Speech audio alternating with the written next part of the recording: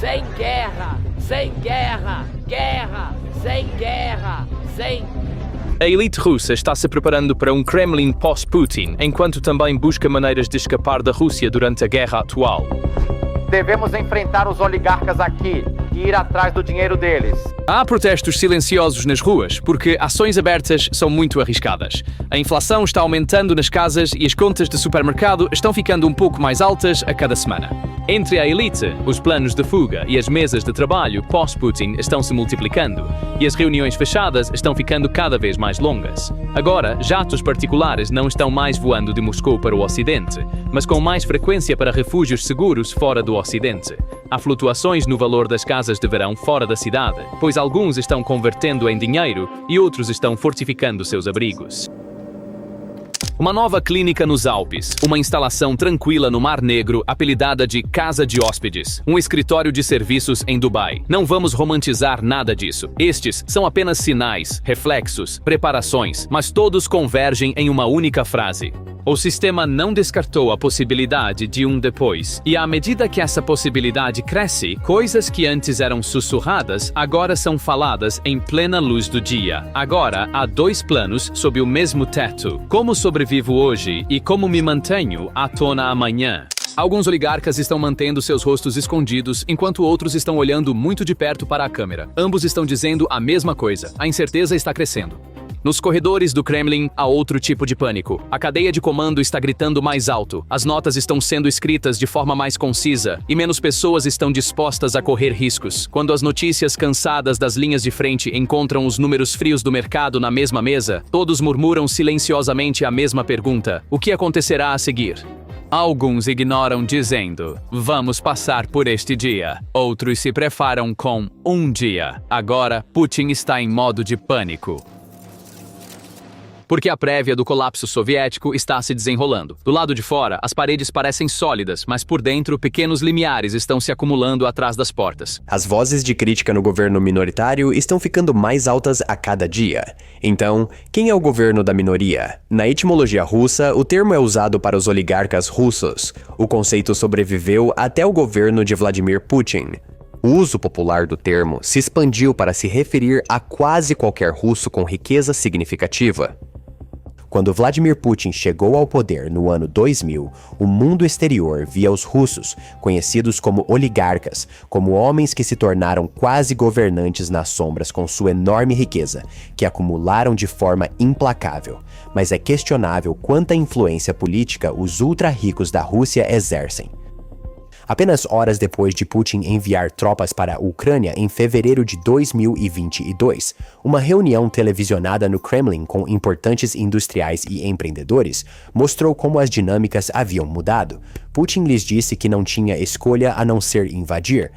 Embora os empresários ricos esperassem consequências pesadas para suas fortunas devido à guerra, tiveram que aceitá-la porque o poder não era deles, mas do líder russo.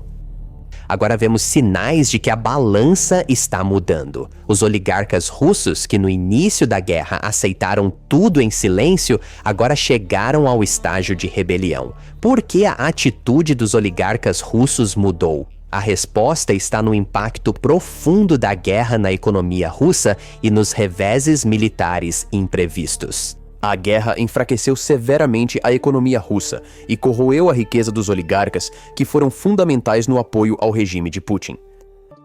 Antes considerada inabalável, a economia russa é agora uma fortaleza em ruínas. A guerra na Ucrânia desencadeou essa transformação. Os gastos militares dispararam e Putin precisa que bilhões de dólares entrem em seus cofres todos os meses. E para encontrar esse dinheiro, o Kremlin voltou sua atenção para seus próprios ricos, os oligarcas. Desde o início da guerra, Putin acumulou mais de 50 bilhões de dólares desse pequeno círculo. Um total de 102 ativos privados foram apreendidos. A lei das empresas estratégicas, alegações de corrupção, violações da privatização e acusações de gestão ineficaz têm sido as desculpas usadas pelo Kremlin para apreender ativos.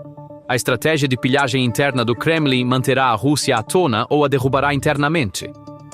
O colapso da União Soviética levantou esperanças de que a Rússia pudesse se transformar em uma economia de mercado aberta e integrada à economia global. Mas a corrupção generalizada, a turbulência econômica e o crime nos anos 1990 minaram a confiança no capitalismo democrático. Quando Vladimir Putin atravessou as pesadas portas do Kremlin no início dos anos 2000, o país estava literalmente... Uma nova classe de oligarcas nasceu durante este período. Oleg Deripaska, Boris Berezovsky, Vladimir Guzinski, Mikhail Khodorkovsky. Esses indivíduos, que exerciam influência não apenas no mundo dos negócios, mas também nos mais altos escalões da política, estavam expandindo seus impérios econômicos enquanto acumulavam poder midiático e financeiro capaz de instalar e derrubar governos. Jatos particulares, mansões em Londres e na Côte d'Azur, contas de bilhões de dólares em bancos internacionais. E mais importante, eles tinham uma rede profunda de influência que se estendia do parlamento aos ministérios. O presidente sentado no Kremlin representava o Estado conforme exigido pelo protocolo, mas eram alguns homens ricos nos bastidores que determinavam o destino do país. As instituições estatais eram governadas por leis moldadas pelos interesses dos oligarcas, e a lealdade política era comprada com dinheiro. Este foi o cenário em que Putin entrou em cena. Quando ele assumiu a presidência no ano 2000, sua primeira mensagem foi clara: o Estado será um Estado novamente. Ele avisou os oligarcas: fiquem fora da política. Cuidem dos seus próprios assuntos. Isso criou um acordo silencioso de curta duração entre as partes. Além de indivíduos poderosos, também estamos testemunhando um declínio no apoio ao líder russo entre os cidadãos russos. Uma pesquisa em maio mostrou que 72% dos jovens adultos russos não confiam em nenhum meio de comunicação no país para fornecer informações imparciais e factuais. Um número significativo agora depende das redes sociais para notícias, reduzindo a eficácia da propaganda governamental. À medida que a confiança em Putin diminui, sua imagem como líder incontestável também. A combinação de dificuldades econômicas, reveses militares e crescente agitação interna está criando uma tempestade perfeita que ameaça desestabilizar seu regime. As elites empresariais e líderes mercenários, antes pilares de seu apoio, agora estão reavaliando suas posições. Proteger seus interesses pessoais pode em breve se tornar mais importante do que a lealdade a Putin. Embora a conversa sobre um golpe permaneça especulação, as condições que poderiam precipitar tal evento estão se tornando mais evidentes. A combinação de oligarcas insatisfeitos, líderes militares desiludidos e uma população que já não está isolada dos efeitos da guerra apresenta um desafio formidável à autoridade de Putin. Mas será que Vladimir Putin está ciente do perigo iminente? Relatos sugerem que Putin está profundamente ciente de sua posição precária. Ele teria redirecionado suas defesas aéreas na frente ucraniana para proteger o Kremlin e sua residência pessoal em Sochi. Isso indica uma preocupação crescente com sua própria segurança e a segurança de seu círculo íntimo. Mas o regime de Putin pode cair? Para ditaduras pessoais como o regime de Putin, a maior ameaça muitas vezes vem de dentro do próprio regime. Quanto menos democrático é um regime, menos pessoas o ditador pode contar para se manter no poder. O outro lado disso é que Putin poderia cair se perder o apoio de talvez apenas algumas centenas de pessoas. Não posso ver o futuro, mas dado tudo o que sabemos sobre o funcionamento do regime russo e a história da queda dos tiranos, a verdadeira ameaça não vem das massas nas ruas, mas daqueles mais próximos a ele. Qual seria o cenário mais favorável para a transição de poder na Rússia? E em termos de possibilidades, é possível uma transição pacífica de poder ou democratização? Temos que distinguir entre o cenário mais provável e o cenário mais desejável. As maiores chances de criar uma democracia sustentável são realizadas derrubando ditadores por métodos não violentos. Quanto mais violência é usada, menos provável é que você não apenas derrube o ditador, mas também conduza o país à democracia. Portanto, o melhor cenário é que Putin seja derrubado por meio de protestos não violentos. Levantamentos não violentos, se bem-sucedidos, têm quase 10 vezes mais chances de levar à democracia do que levantamentos violentos. As razões para isso são variadas e uma delas é a legitimidade. Derrubar um regime autoritário por meios não violentos requer a participação de uma parte significativa da população. Quando o antigo regime cai, o novo regime tem um mandato popular para agir de forma diferente. O cenário mais provável, em nossa opinião, é que as elites do palácio ou homens armados decidam derrubar Putin porque acreditam que, ao fazer isso, podem ganhar mais poder ou riqueza. No entanto, esse cenário não garante que a Rússia fará a transição para uma democracia. É igualmente fácil imaginar uma situação em que outro ditador chega ao poder.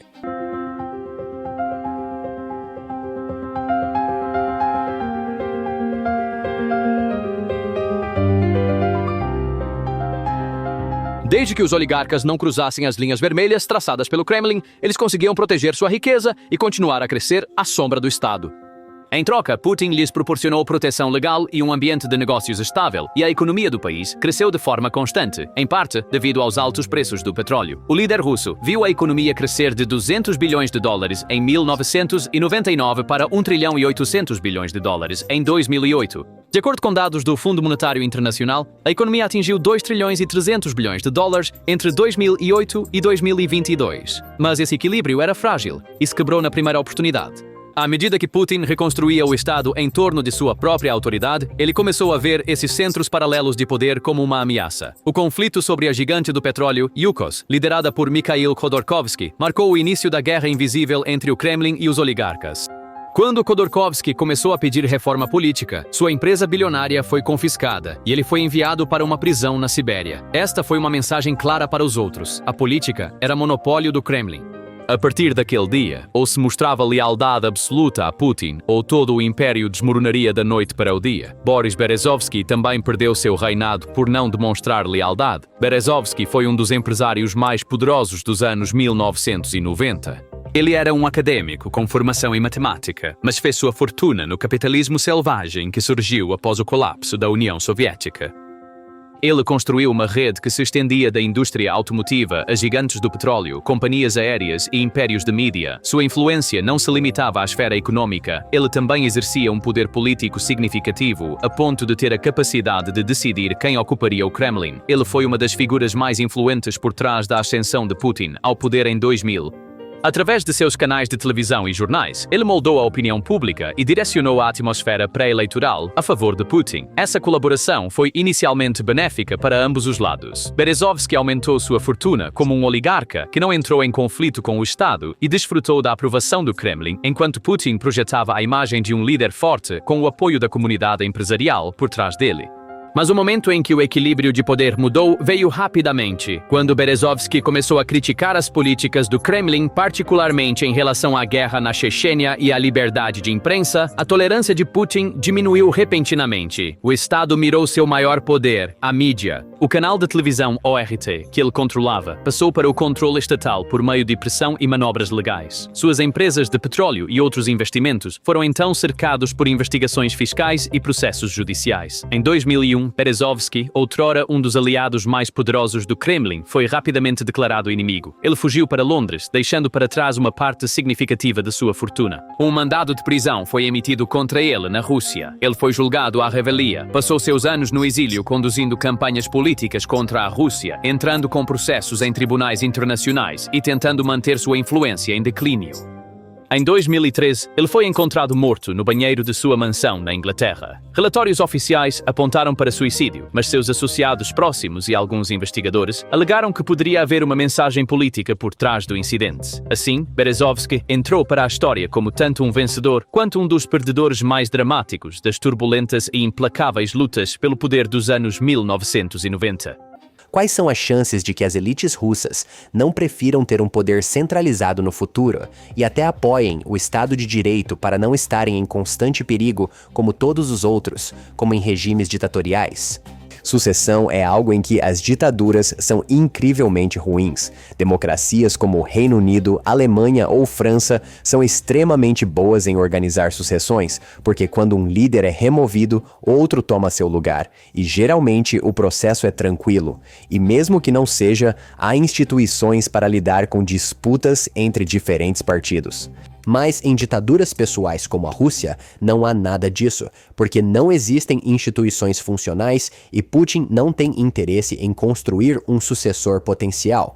Assim que você constrói um sucessor potencial, cria um centro de poder diferente, e isso pode se tornar um risco. Este não é um problema novo. Ele existiu ao longo da história. Até mesmo monarcas na Idade Média enfrentavam dificuldades em como organizar a sucessão de forma eficaz. Quando você observa as elites do regime em torno desses ditadores ou reis, a preocupação delas muitas vezes não é com uma pessoa em particular, mas com a continuidade da existência do próprio sistema. É o sistema que lhes dá poder e oportunidades de enriquecimento. Se Putin morrer de um ataque cardíaco amanhã, o cenário mais provável é que as elites do regime tentem se unir em torno de uma nova figura que continuará a governar o regime. O cenário de pesadelo, é claro, seria um colapso completo, que levaria a uma queda livre onde as coisas poderiam escalar ao ponto de uma guerra civil. Acho que muito depende de como Putin deixa o cargo. Há uma teoria de que, se os ditadores são autorizados a morrer de causas naturais, isso geralmente significa que as elites do regime já identificaram alguém que poderia ser um candidato de consenso. Isso ocorre porque, se não tiverem tal pessoa em mente, tem um forte incentivo para agir contra o ditador assim que ele mostrar sinais de fraqueza. Vemos esse mecanismo funcionando repetidamente ao longo da história. O maior risco para Putin agora vem dos homens armados. A propaganda pode convencer muitas pessoas de muitas coisas, mas se os ucranianos levarem a melhor e empurrarem o exército russo de volta, posso imaginar um cenário em que os homens armados percebam que toda essa luta e matança foi em vão. Nesse caso, Putin poderia ser deposto por seus próprios soldados ou mercenários. Já vimos períodos de instabilidade. A marcha de Wagner sobre Moscou parecia muito improvável até acontecer. Então, eventos imprevistos acontecem o tempo todo, e essas coisas são incrivelmente difíceis de prever. Outro cenário que poderia causar sérios problemas a Putin é se ele sofrer de problemas de saúde. Ditadores frequentemente fazem de tudo para esconder seus problemas de saúde, não apenas do público, mas também da elite do palácio. A razão é simples: expectativas importam.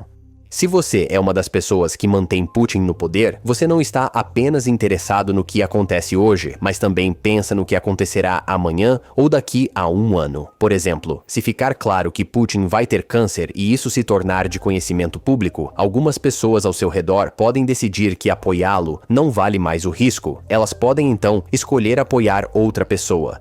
O que as pessoas comuns ou a sociedade civil podem fazer para mudar o equilíbrio de poder, para influenciar o humor das elites? Para dizer a verdade, a influência dos russos comuns é severamente limitada. E isso, é claro, não é coincidência, porque o governo russo gastou muito tempo e recursos tentando reduzir a ameaça das ruas.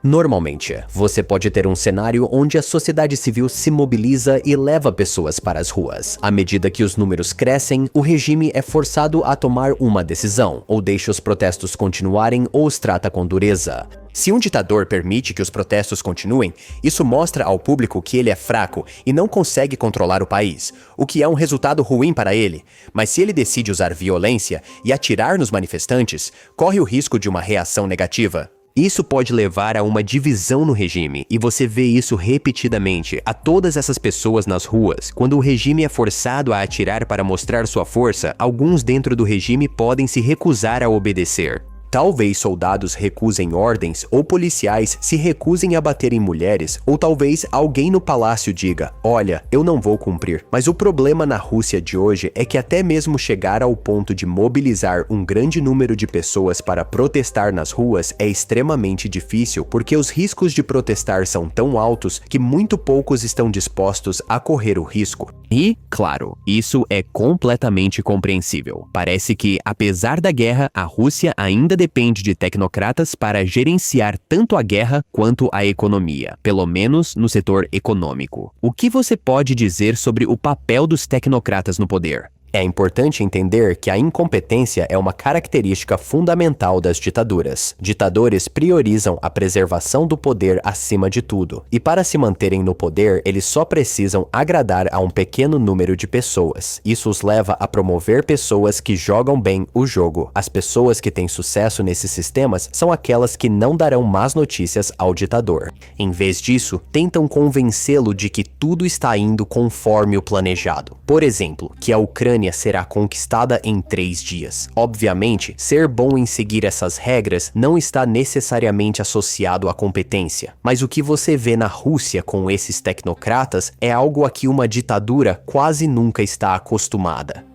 o reconhecimento de que certas áreas são tão importantes que não podem ser geridas por bajuladores que estão apenas tentando se manter próximos ao poder. Elas precisam ser administradas por pessoas que realmente sabem o que estão fazendo, porque se você colocar alguém incompetente no comando dessas áreas, o perigo pode ser muito real. Em resumo, neste momento, vemos o período pós-Guerra Fria como um fracasso da democracia. Mas talvez daqui a 100 anos olhemos para trás e vejamos que, embora tenha sido um período turbulento, não foi uma transição suave da União Soviética para a democracia por causa de Putin.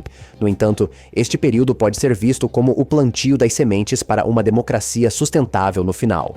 Então, o que você acha sobre este assunto? Agradecemos se você indicar nos comentários.